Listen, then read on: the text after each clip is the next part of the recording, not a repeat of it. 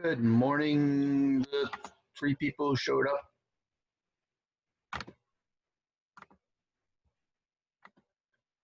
Four, one, two, three, four, five. Okay, I'll take it.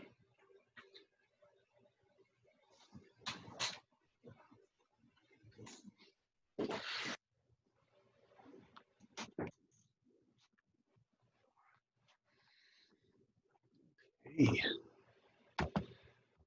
make sure I've got my PowerPoint up. I do. I do. I do. I do. I do. I do. I do.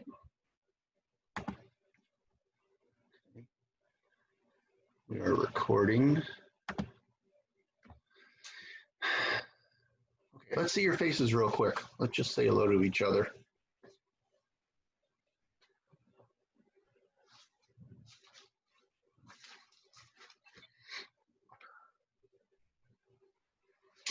Oh no, Ariana, don't you have somewhere else you could sit? For Christ's sake, I'm getting bored with this.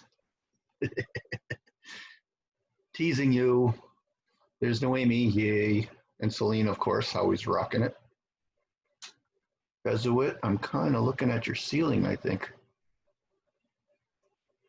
Oh well. Matt Gamelian, yay Matt. Matt is here. And Mike West, of course, still needs a haircut. Okay. Oh, I love busting you. I love busting you all. All right, so let's see. Oh, announcement. So I was planning to make this lecture about like everything left in pathophysiology, which would include coronary artery disease, congestive heart failure, and maybe even arrhythmia. But I got so into coronary artery disease yesterday, I didn't have time to write the other stuff. So we're just going to do coronary artery disease today. Next Tuesday, we have Perky Gogo, the cardiologist, coming to talk to us. And then our test is supposed to be Thursday after that, but I still want to do congestive heart failure and some other pathophysiologies. So I'm going to put the test off for one more day, which is from Thursday to the following Tuesday. Okay, so that would be Tuesday, November something. And then after that, I'm going to have you guys present some papers. So I'll send you an email on this because, you know, less than half of you have shown up anyway. But I'm going to come up with some papers you can present, or you can choose your own paper. It's up to you. And just like a half an hour, you know, mainly showing the data and the conclusions of the paper. And I think I'm going to do one first, just so you can see how it should be done and how I think it should be done anyway, give you an example, lead by example, right? And that's all. We're not going to have a final. We're just going to do, you know, one more exam, and then I'll grade you on your presentation, and that'll be your fourth grade, if that's okay by you guys. We can change it if you want. Honestly, I haven't looked at the syllabus since I wrote it, so I don't know what's on the syllabus. But you can complain if you want, and I will respond to your complaints. Okay, so why don't we go ahead and do coronary artery disease. And call it a day then, because this is a really interesting topic in my opinion. Coronary artery disease, and probably not congestive heart failure. I'll get to that next week. Okay, coronary artery disease, what is it? Sometimes it's called hardening of the arteries. And the general term for it is arteriosclerosis. Sclerotic means hardened. So hardening of the arteries. Thickening, hardening, and loss of elasticity of the walls of the arteries. And this can have, arteriosclerosis is basically what happens anywhere. It can happen, you know, in your carotid arteries. It can happen in the arteries going to your legs, which means you get less blood to your legs. Arteries to the kidneys. I think we touched on that on Tuesday or whenever. And that decreases blood flow to the kidneys and causes high blood pressure. But when we talk about atherosclerosis, it's a specific kind of hardening of the arteries and has to do with building up of an atheromatous plaque, atheromatous. So atherosclerosis then is a specific type of arteriosclerosis. And I credit Wikipedia here. An awful lot of what I got today was directly off Wikipedia. I mean, my own notes were a little bit skeletal, and I thought we ought to put a little more depth into this lecture. So I started with Wikipedia, and from there I did searches to other sites and stuff. So a lot of this is just straight off there. So I just warning you up front so you don't think I'm plagiarizing this. I'm not taking credit for it. I'm just reading it out loud off my slides, basically. Okay, atheroma, the atheroma. It's a plaque containing macrophage cells, other debris from dead cells, a lot of lipids, calcium comes into it, and a lot of fibrous connective tissue. So whenever you have cells dying and debris building up, you get macrophages and things coming in, and they deposit collagen, so you get a lot of connective tissue in there. It's kind of like part of the healing process, but here it's like kind of out of control and gone the wrong direction, so it's no longer healing, it's causing problems. And what happens is this causes the arteries to narrow and harden, and the narrowing hinders blood from traveling to the organ, whichever organ that artery goes to, and the hardening makes it so that normally your arteries are doing this with the blood pressure, right? They don't do that anymore, they're stiff. And that hinders blood flow as well. So here is kind of your coronary artery disease. So if you're talking about the arteries specifically that come to the heart itself, that's coronary artery disease. And that's what we're most interested in here today.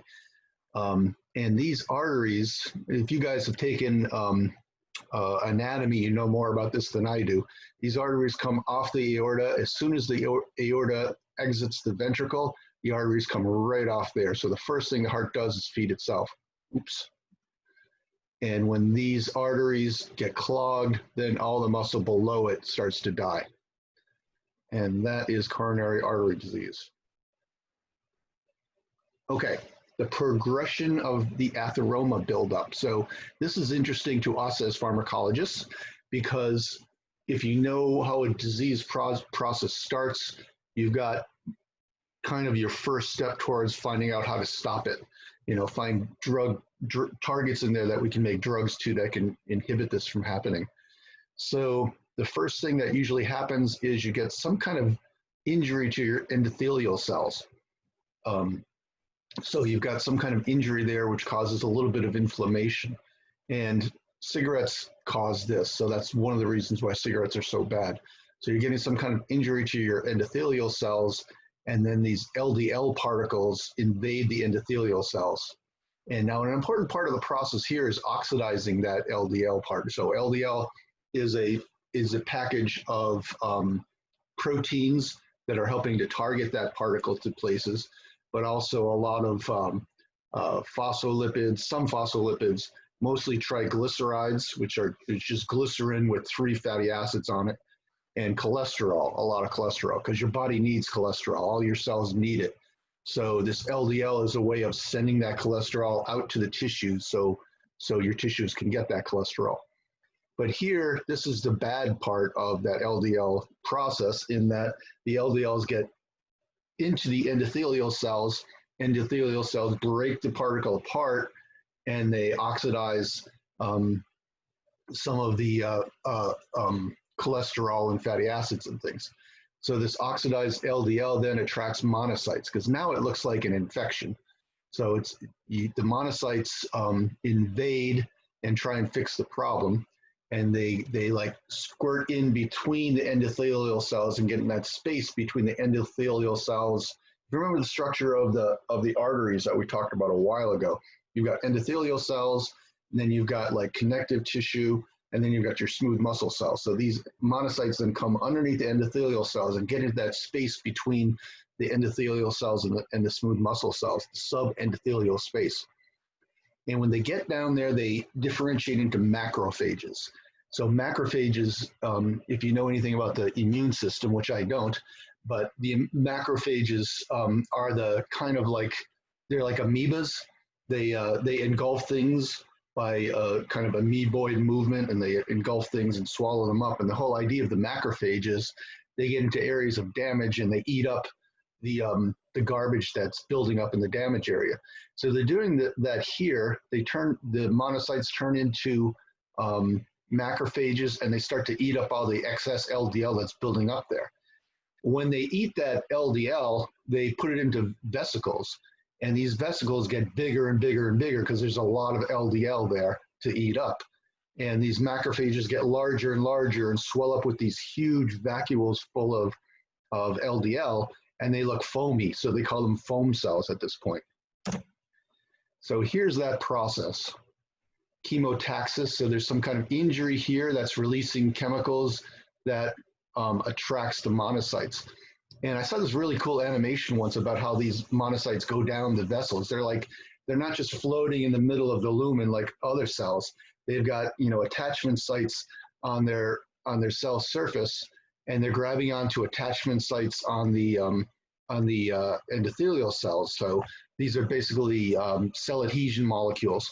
So these monocytes are attaching by cell adhesion molecules to the endothelial cells and rolling along the surface here of the endothelial cells. And when they sense this chemical signal, they stop, and then they squirt between the endothelial cells and get into that subendothelial space.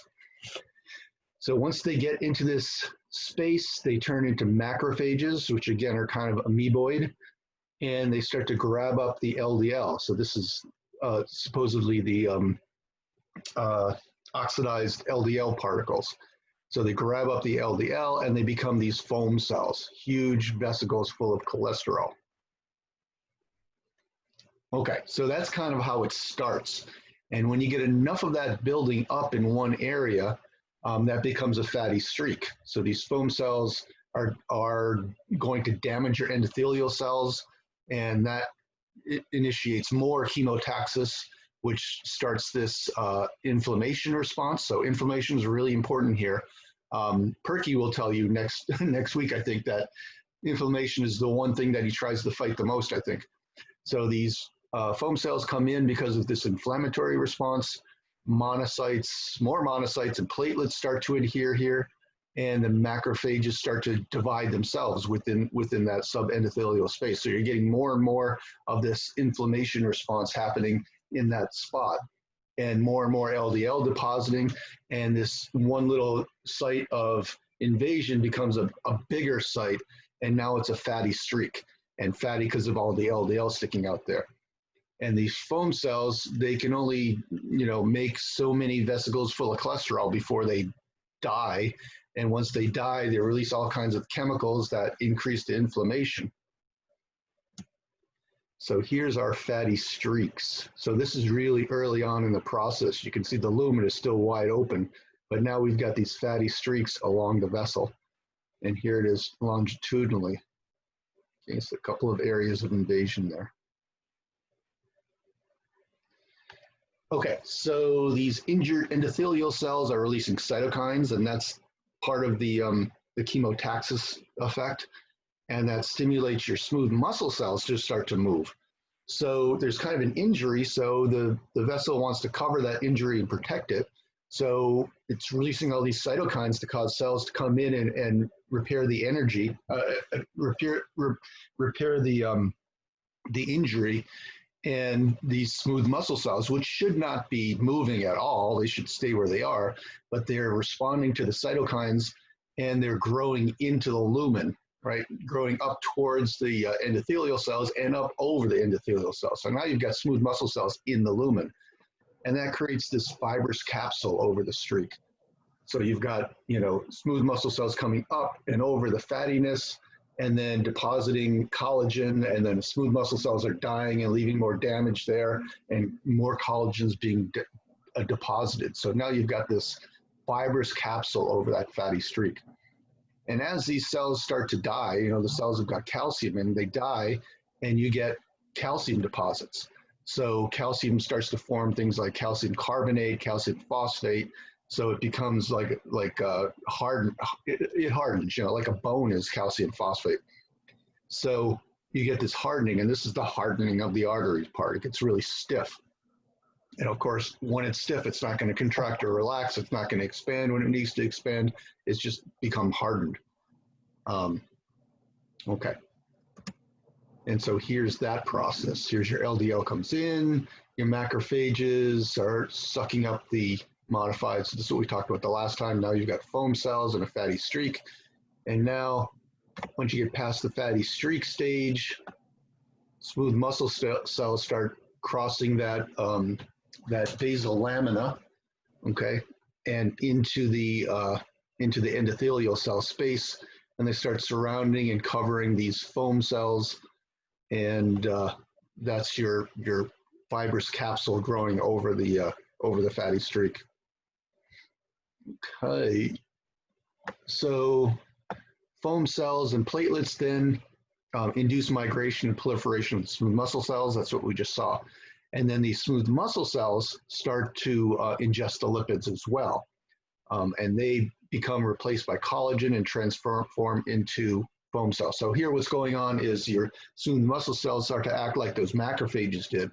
They suck up the excess LDL. So you can see how central LDL is to a lot of this. So they're pulling in that LDL and they're becoming foam cells and they're dying and they're leaving collagen behind. So this protective fibrous cap forms between the fatty deposits and the arterial lining. So here we are, here's your normal vessel with endothelial cells and then connective tissue and smooth muscle cells. And now you've got this big area here that used to be subendothelial space, which now has got smooth muscles going into it. And this fibrous cap is growing over. And here you've got macrophages, foam cells. So this is just a big ball of we used to say back in the 80s, we used to think it was fat, but there's actually cells in there that have swallowed up the fat and become this big, big mess. So now at this point, it's considered an atheroma, now that it's like calcified and covered with the fibrous cap. And so you can get blood, and then this atheroma can ulcerate, which means that fibrous cap breaks, and now you're the inside of the vessel is now exposed to the inside of the atheroma is like it's like an injury, like a cut in your skin, but it's exposed on the inside of the artery. So now you're going to get platelets in there. You're going to get the complement system forming clots in there, and the clot enlarges, and if it gets big enough, it can totally obstruct the blood flow. So here is, it's called a thrombus. So you've got like an ulceration here that then attracts clotting on top of it, and the blood clot gets bigger and bigger until eventually it can totally seal off that vessel. So here's your atherosclerotic plaque here, and then the thrombus forms on top of it. So this clot then can completely block off flow, right? And that's, if it's in a coronary artery, that's a heart attack. Or small clots can break off the big clot and go further downstream. And the vessels get smaller and smaller as you go downstream. So if little clots are breaking off, when they go downstream, they'll get lodged in the capillaries and block off flow down there. If you've got a partial blockage, that's ischemia, right, to hold back blood. And when you're holding back blood, the tissue doesn't get enough oxygen, and that's hypoxia. And that's where you get this angina pectoris, acute angina. And that's, basically it's just like, the heart's a muscle like any other muscle.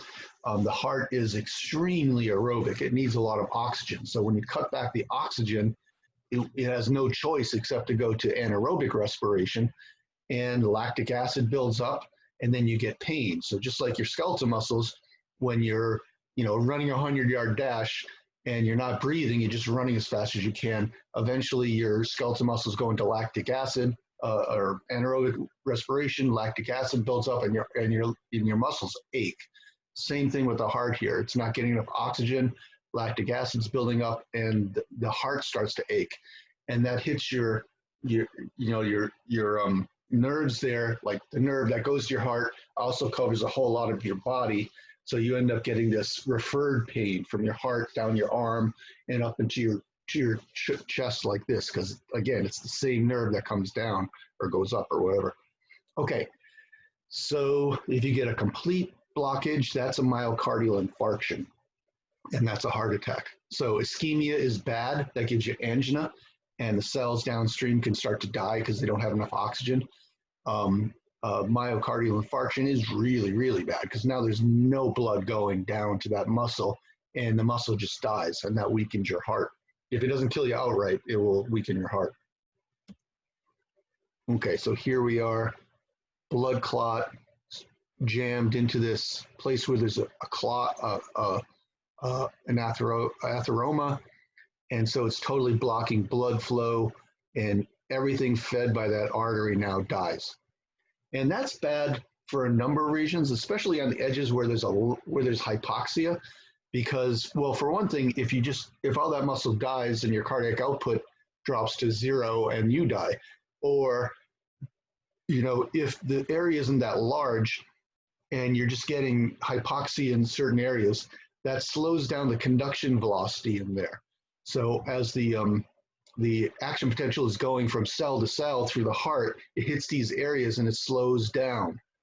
And after it gets through that deadened area, the muscle on the outside of it has already gone through its contraction and it's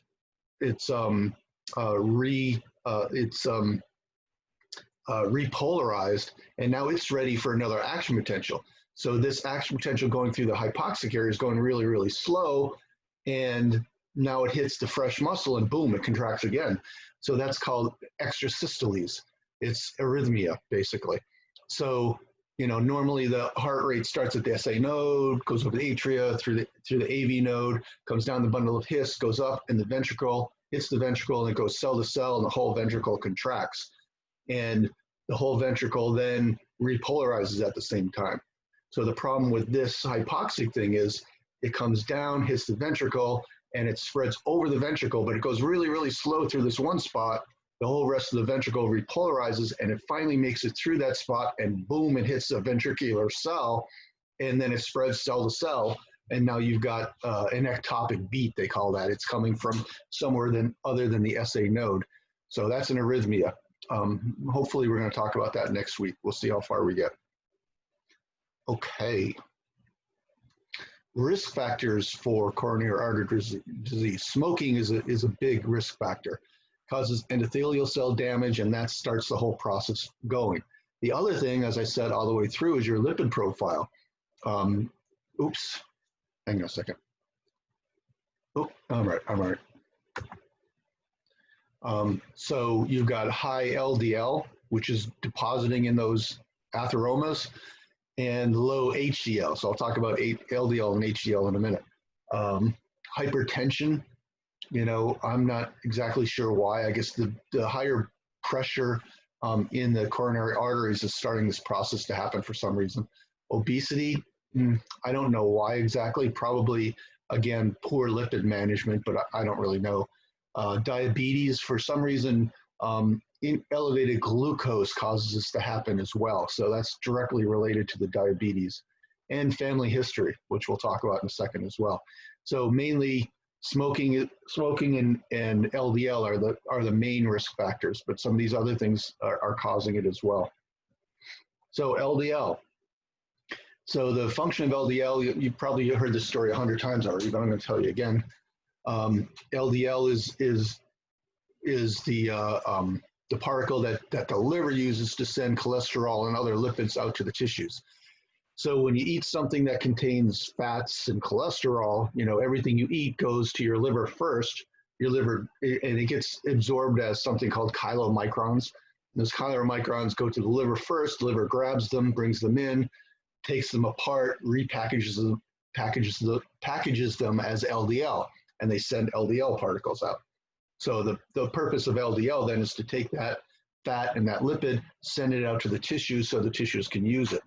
And cholesterol is really important to your body, right? It's important for good cell membranes, and it's important for making steroids and things like that. So the liver is making sure that you've got a certain level of cholesterol in your body, right? It's another one of those hypothalamic set points. Your body wants a certain amount of LDL in it, or a certain amount of cholesterol in it. So if it drops too low, your liver starts to make cholesterol. If it gets too high, the liver stops making cholesterol. So LDL then is how your liver sends lipids out to the body. So it's going to be taken up by cells, hopefully. If not, it's going to start to deposit here. So if your LDL is less than 100, I don't know if anyone's less than 100. 100's really low. That's optimal. You really want low LDL. Acceptable is between 100 and 129. That's typically where I am. That's a pretty good level of LDL. You get above 129 into 130 to 160. They start to watch it. They're starting to monitor it. Let's make sure it doesn't get any worse, but it's not really good. Get above 160, they got to do something about it, right? Because this is what's really going to cause your coronary artery disease to happen. So anything above 160 starts to get dangerous. And I was over 160 once. It was like, I went to the doctor and he's like, oh, why don't we have your blood drawn while we're here? I'm like, okay. And I go down and get my blood drawn. And it's like 165. And I'm like, well, of course, I had breakfast before I came in. I had buttered toast. It's going to be high.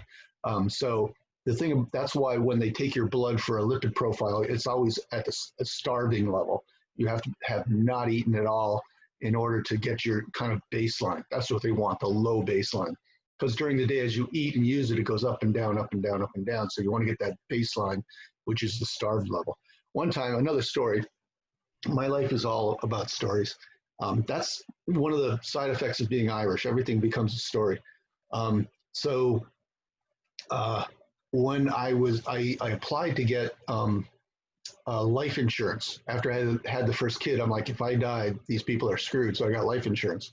And the life insurance people send like the best nurse in the world to make sure you're not going to die soon. I mean, you go to the doctor and they do like minimal tests just to make sure you're okay. But if there's money on the line, they're really going to check you out. So they drew blood and they did every possible test you could do on me to make sure I was going to live. And one of the things they did was the lipid profile. Now, the nurse said she was going to come at 9 in the morning or 9:30 or something like that. And so for breakfast, all I had was coffee, black coffee, a little bit of sugar, and oatmeal made with water and nothing, just oatmeal, And so I'm waiting around, 10 o'clock comes, she's not here, 10:30, 11, she finally shows up at noon and I am starving. I am so hungry and I haven't eaten anything all day. So she takes my blood and my lipids came out to be like 110 or 115 or something. It was really low.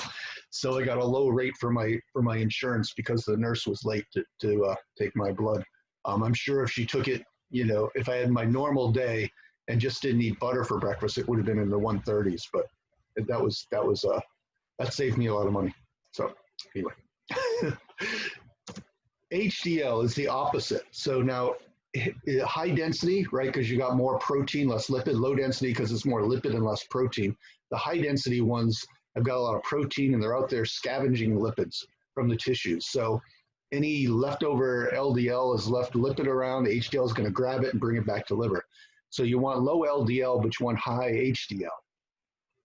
So LDL or HDL, you want to be above 40. 40 is a dangerous number.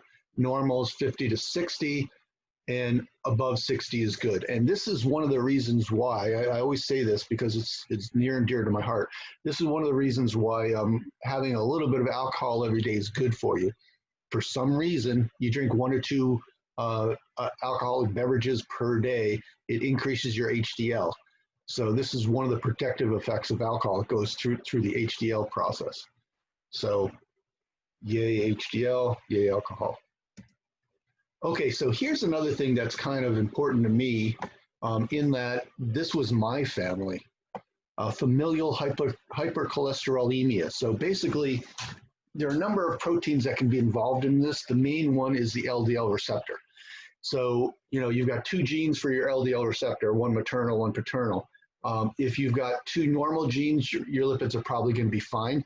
But if you inherit a bad gene from one of your parents, that means you've got half as many receptors as you should, which means LDL is going to be sitting around in your bloodstream a lot longer. So if you're heterozygous for hypercholesterolemia, your total cholesterol will be pretty high, pretty damn high. You know, we said 160 is a little bit dangerous. This is really high.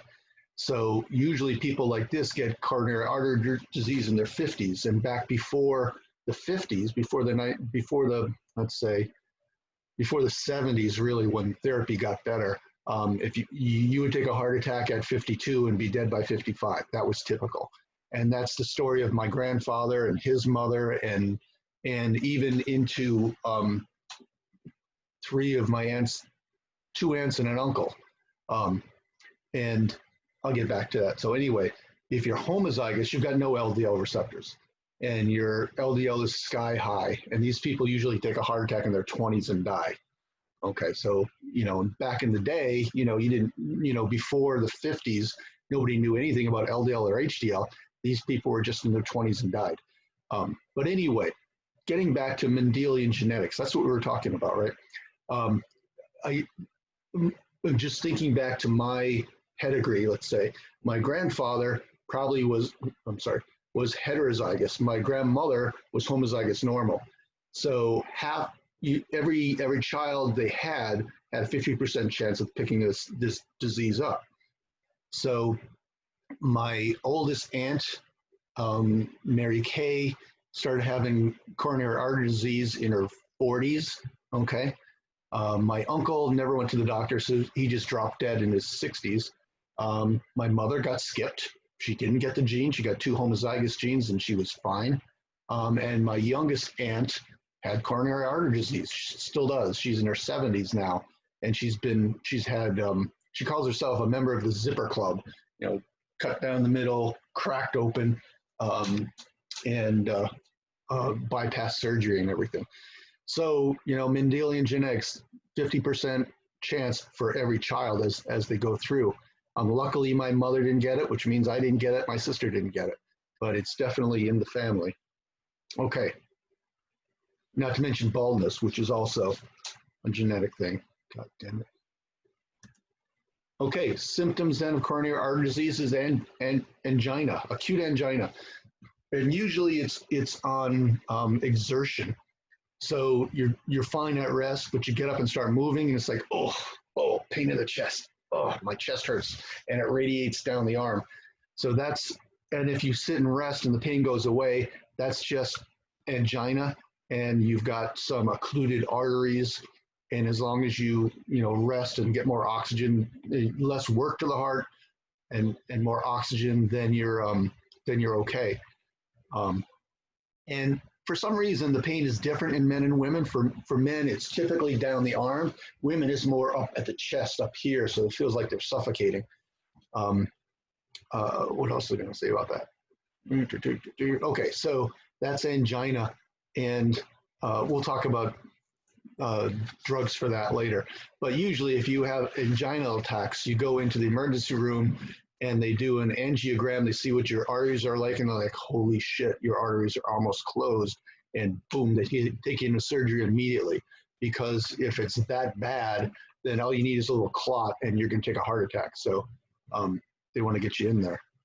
Myocardial ischemia. That's why you're having this pain, because you've got ischemia, which makes the tissue hypoxic, and you end up in anaerobic respiration.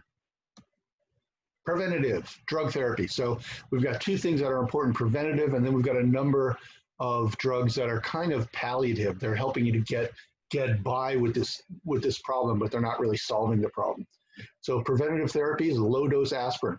Remember, we said inflammation is a really important part of this process, and low dose is like 1 baby aspirin a day. Aspirin,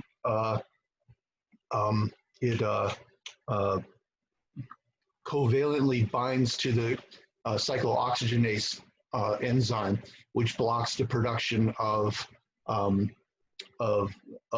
inflammatory cytokines. So low dose aspirin, 1 a day, will block that well enough that you can inhibit inflammation, which is going to help protect you against coronary artery disease. And the other thing is that LDL, you got to get the LDL down, especially if you've got really high LDL. And they'll always say, well, watch your diet, eat good fats and not bad fats, which will work a little bit. But like I said, your liver is going to set your cholesterol level. So if you totally cut cholesterol out of your diet, your liver is going to start making cholesterol. So, diet can help a little bit, exercise will help a little bit, but if your cholesterol is really, really high, you really want to get on one of these drugs. So again, they all rhyme. Drugs that do the same thing rhyme. Atorvastatin, fluvastatin, lovastatin, pravastatin, simvastatin, they're all called statins because they all end in stat. And interestingly, the first statin was a natural product, red rice yeast, or red rice yeast, I think it's called. It's a yeast that grows on rice that produces a statin, just, how plants and fungi will accidentally make chemicals. They make a lot of excess chemicals, and one of them happens to do this. And so that was the initial one. And then ones were synthesized based on that. So again, another Nobel Prize here in the 80s. Brown and Goldstein came up with this drug. And what it does is block the enzyme that does the rate limiting step of cholesterol synthesis in the liver. So, your cholesterol drops and your liver makes more cholesterol. Well, if you've got one of these statins, then it's going to block that enzyme, HMG-CoA reductase. And then, then you do diet on top of that and your cholesterol is going to come down. And these are really great drugs in that their side effect profile is really, really low. I mean, you can titrate up the statin to the point where your cholesterol is in a good range, and then you stop. And here's a funny story. Perky Gogo, who we're going to hear from Tuesday, when I first met him, I found out he's a cardiologist, and we get talking about this kind of stuff. And, he was perfectly healthy, and he said he put himself on a statin anyway, because he's like, there's no side effect problems. And, gorillas have got like 60, their LDL is like 60. So I want to get mine down lower and see if that helps even more. Well, you get cholesterol down that low, you start getting side effects. So he jumped off of it at one point. So some kind of peripheral nerve problems or something. He's like, oops, yeah, let's not do that. It's a problem sometimes with being an MD. You've got that script pad. You can write yourself a script if you want. So anyway, got himself in trouble, but stopped doing it. But bottom line, these are your preventative drugs: low dose aspirin to inhibit inflammation, and statins to keep your LDL low. And now drug therapy. So again, these are not going to solve the problem. Nothing's going to make that clot go away without surgery, or not clot, atheroma go away without surgery. But these are going to help you get by a little better. And I want to talk to Perky about this because this seems a little uncomfortable to me. But anyway, mainly what they're going to do is decrease your myocardial oxygen need, right? So cardiac output goes up and your muscle needs more oxygen. These drugs are all going to decrease cardiac output. And that's what I always feel a little weird about. Well, if you decrease cardiac output, that decreases your ability to exercise, right? Decreases your ability to do anything more than sit around and do nothing. So we're going to bring that up with Perky on Tuesday. So anyway, calcium channel blockers. We talked about these.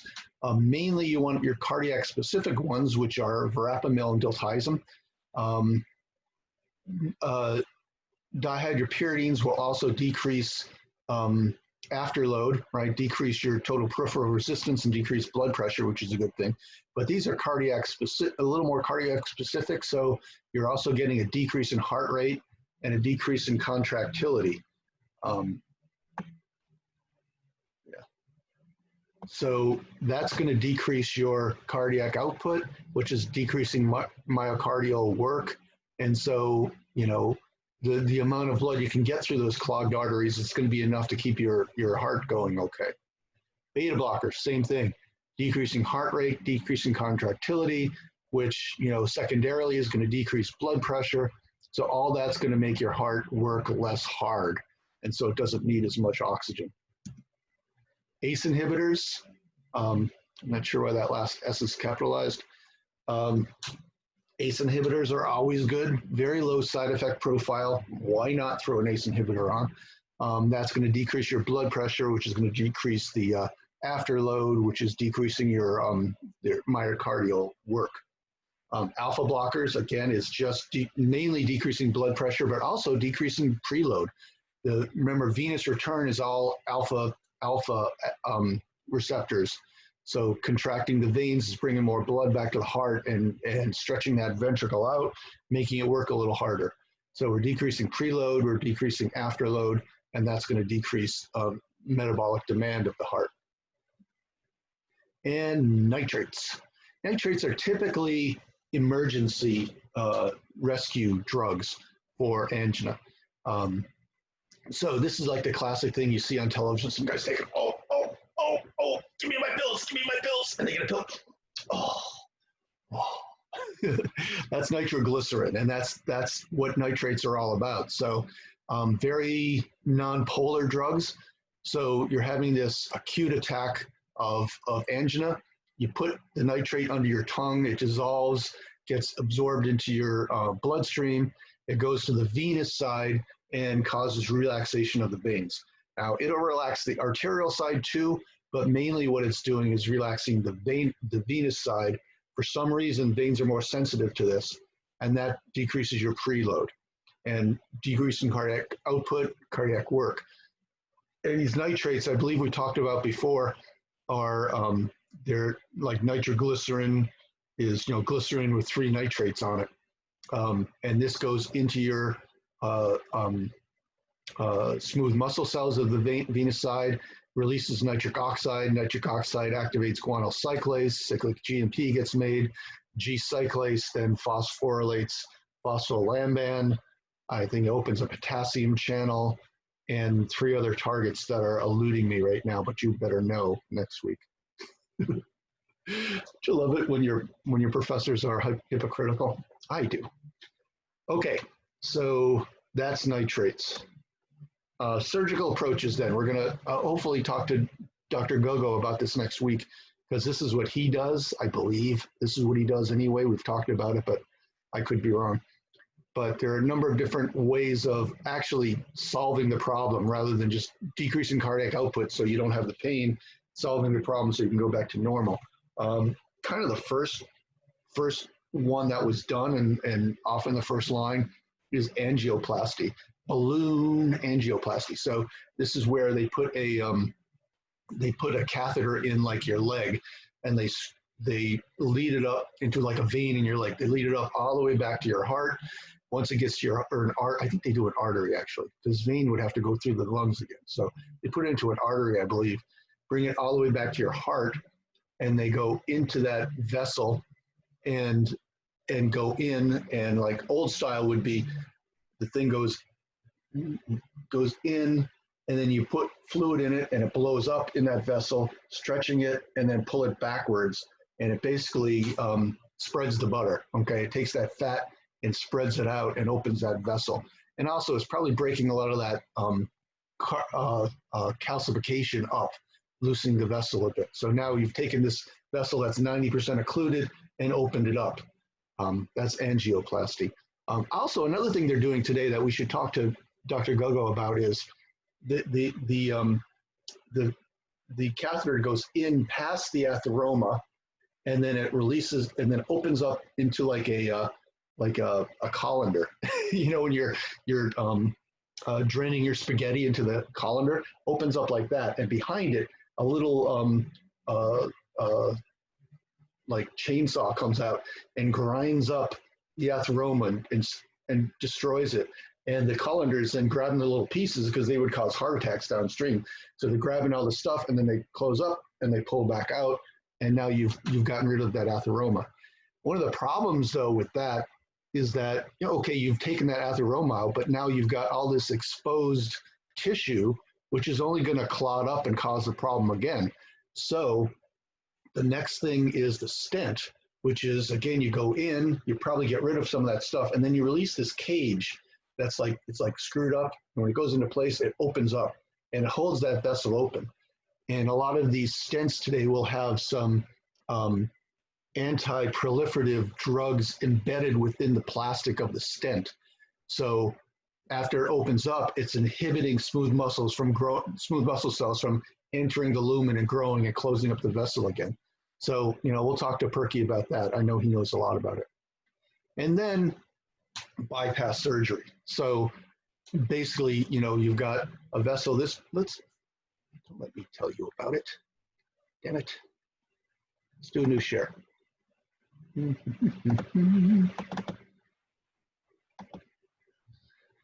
What an amazing modern world we live in. Bypass surgery.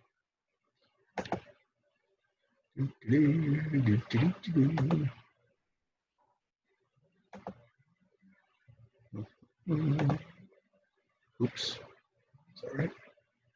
Nope. Not what I want.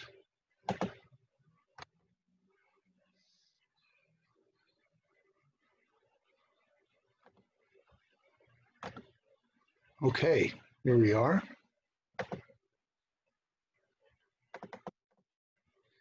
Okay, so you've got a blockage here, and there's no blood going through. So you take an artery from somewhere else, internal mammary artery.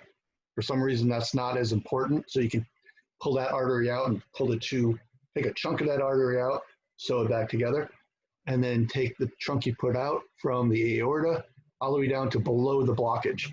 And that's going to then bypass that blockage. And so now you're getting blood down into the rest of the heart. So that's bypass surgery. And that's my Aunt Anne Marie in the Zipper Club. They crack their chest wide open and they do that. And speaking of that, here's another career you might think about, cardiac perfusion. So this is a really well-paid profession, and there's a program at SUNY Upstate for it. So the cardiac perfusionist is the person who runs the heart-lung machine to keep your body oxygenated while they stop the heart so they can do this kind of surgery. So it's like you can transfer into that program as a junior, and 2 years later you've got a BS in it and you're making $80,000 a year. Or if you finish with your BS, you can go into that program, and 2 years later, bingo, bango, you're making more than your professor. So it's a good thing to think about. All right. So I was just thinking about wasting time by watching a video of this. I think you can look up the videos yourself. So let's see. So that's about all I have for today. What time is it? Oh, 10:19. Good. I almost went a full class period.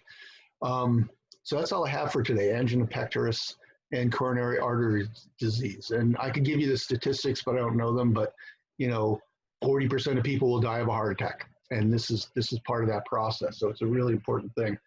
And as I say, when my grandfather took his heart attack in like 54, the doctor's prescription was lay in bed until you die. That was about it. He had coronary artery disease, took a heart attack, and there was nothing they could do about it. All they could do was keep him quiet, which is going to keep your cardiac output down low. And he lived about 3 more years and he died. By the 60s, there were surgical approaches, the bypass, and then by the 70s, the drugs started coming out. So, when my aunts and uncle, my aunt started having problems, there were options. And my aunt, who started having heart problems in her 40s, lived into her 70s before she died. So, science, baby, science makes people live longer. By the way, have you noticed how unprofessionally I'm dressing now? It's like as this semester goes on, I have less and less energy to look like a professor.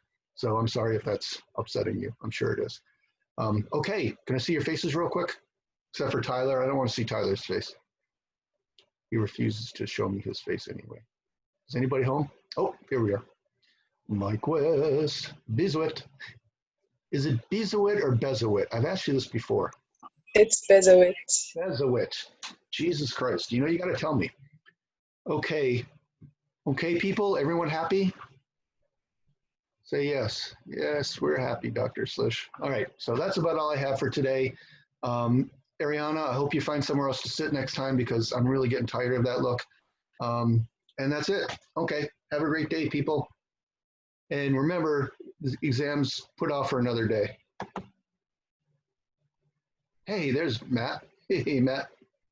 Yeah, I hit the power button. My bad.